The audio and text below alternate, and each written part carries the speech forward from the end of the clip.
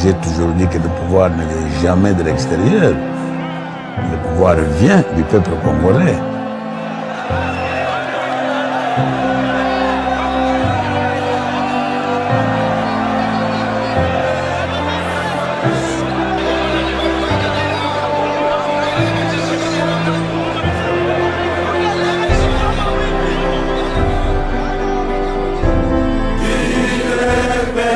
C'est une histoire liée entre Etienne Tshisekedi Wamulumba et Gabriel Kyungu Wakumwanza, qui en 1980 figurant tous deux sur la liste de 13 parlementaires, signataires de la lettre réclamant la démocratie adressée au marshal Mobutu Sese Seko, alors président du Zaïre, et qui sera à la base de la naissance de l'Union pour la démocratie et le progrès social, l'UDPS, actuel parti au pouvoir. Nous avons ici des mémoires. Je peux vous dire que nous étions 13 les fondateurs.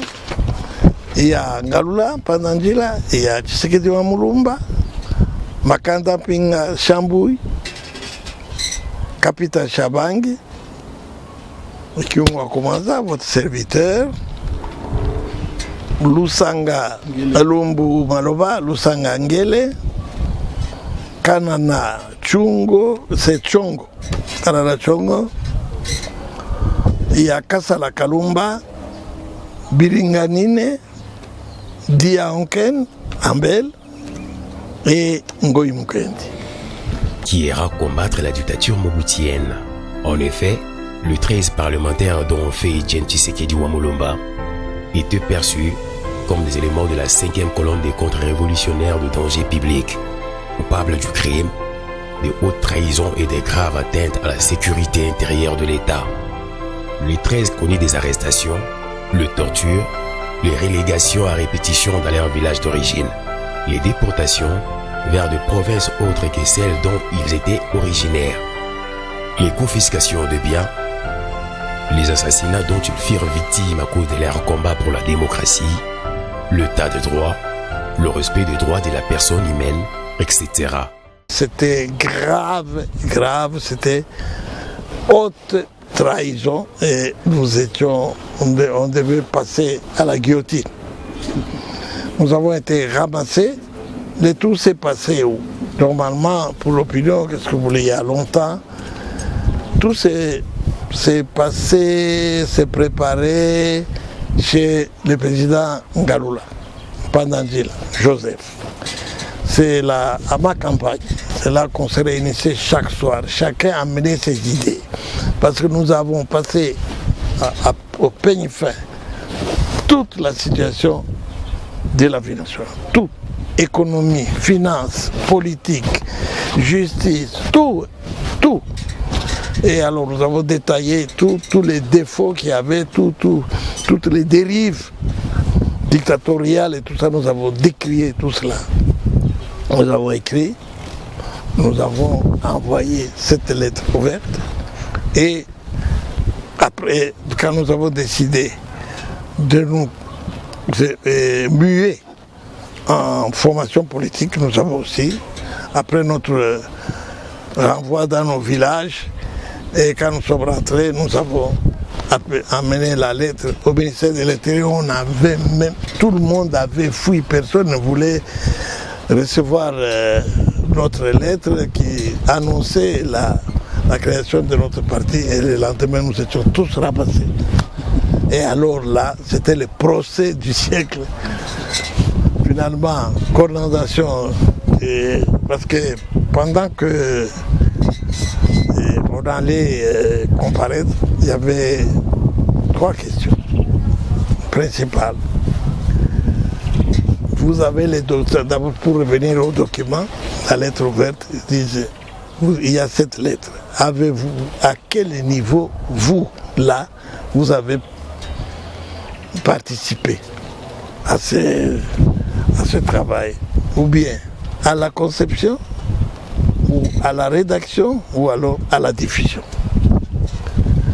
Les 5 premiers, bon, tout le monde était impliqué, avait dit, comme moi, que j'avais participé et à la conception, et à la rédaction et à la diffusion. Là, c'était la condamnation à mort.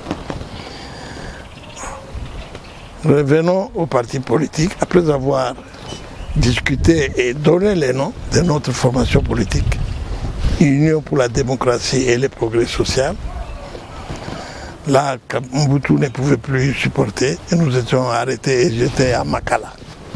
Parce que là, c'était soit on nous tuait, soit c'était la perpétuité. La première fois nous tuer, grâce à l'intervention des Américains. Nous avons échappé à la mort, mais après, il y a eu des perpétuités, puis après, ils ont dit, 15 ans. 15 ans, et le chef de l'État m'a rappelé cela. Il a dit, quand j'avais appris la sentence, j'ai dit, mon père, je ne le verrai plus. Alors, c'était comme ça, et après, on était dispersés à travers les pays. Les uns côté Kisangani, les autres ici, côté du Katanga, et puis Bandundu et tout ça. C'est comme ça que nous sommes dispersés. Voilà. UDPS viva! Viva! UDPS viva! Viva! UDPS viva! Viva! Viva! Viva! Tshisekedi, héros national! Félix, chef de l'État! Nanko!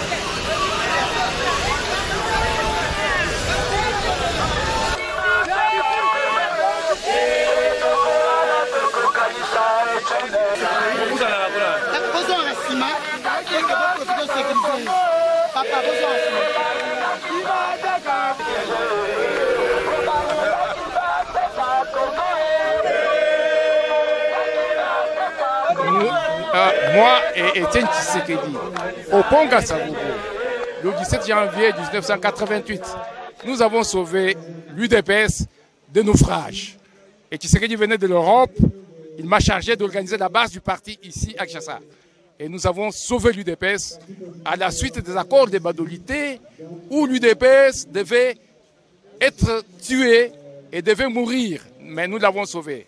Et quand j'ai entendu, j'étais à Bruxelles, qu'il y a le congrès de l'UDPS, je me suis dit, voilà, encore une fois, après la mort de Tshisekedi, Étienne Tshisekedi, d'heureuse mémoire, tout le monde a parlé sur la mort de l'UDPS.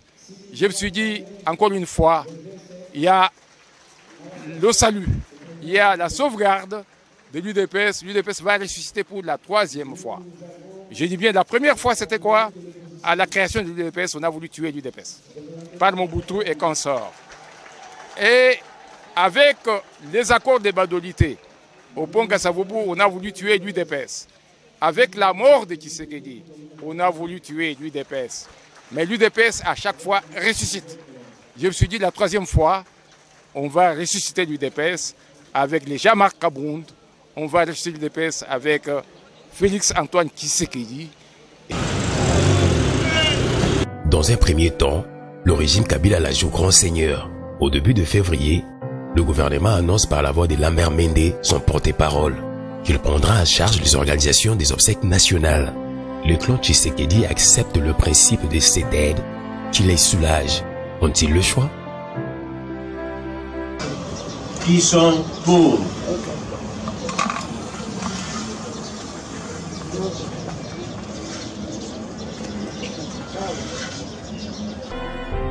L'organisation funéraire auquel des centaines de milliers de personnes sont entendues sera délicate sans l'appui de l'État.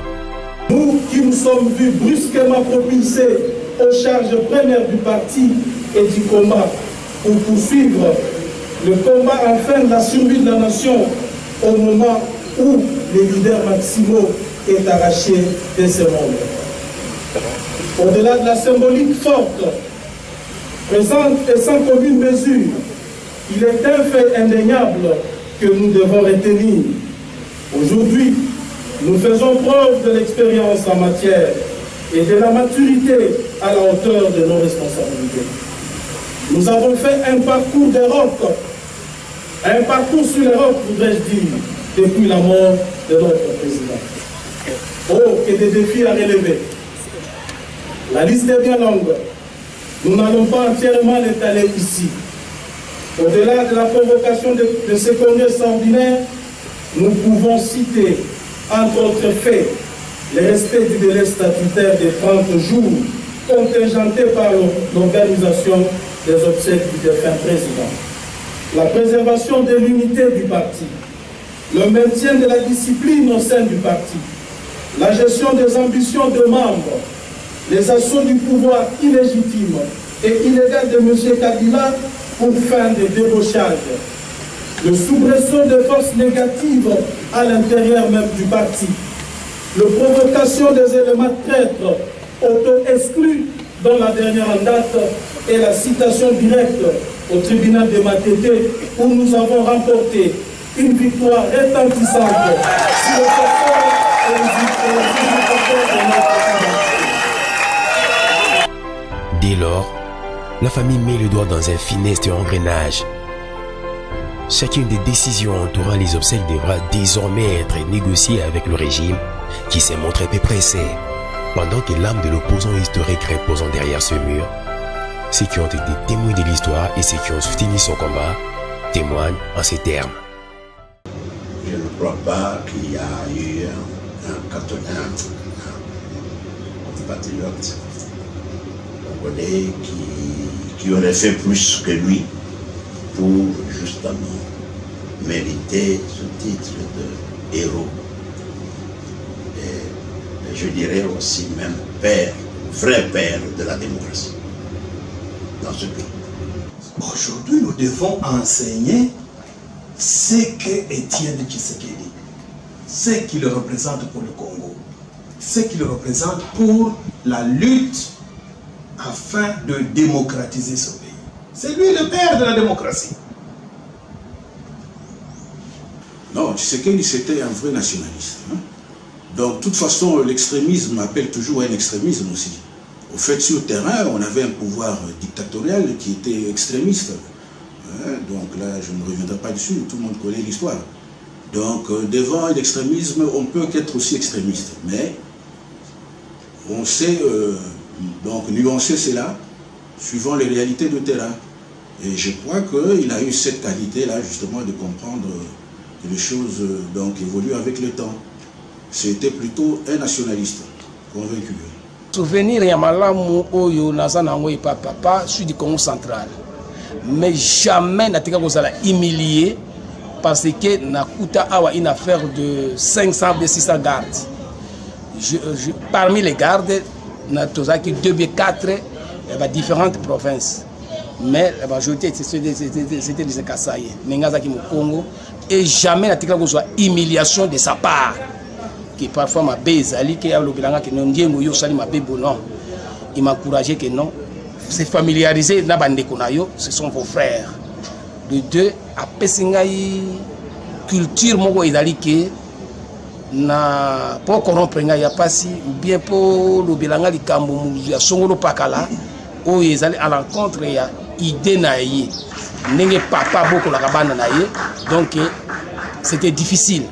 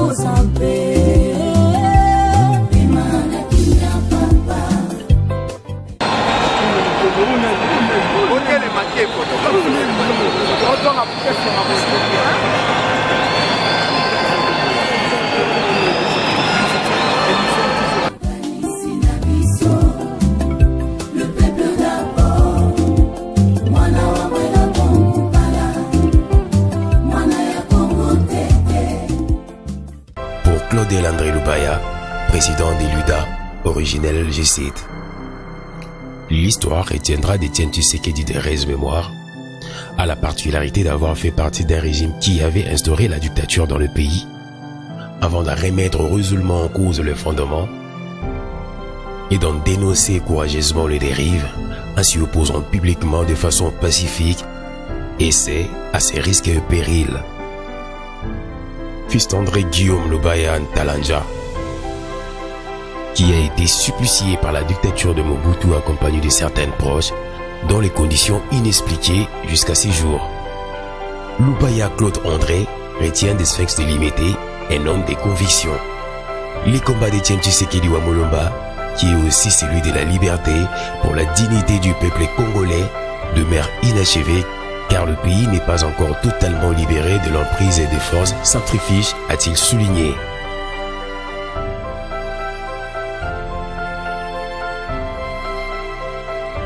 Et ce 1er février 2020, les Congolais vont commémorer le 3e anniversaire de la mort du Sphinx délimité.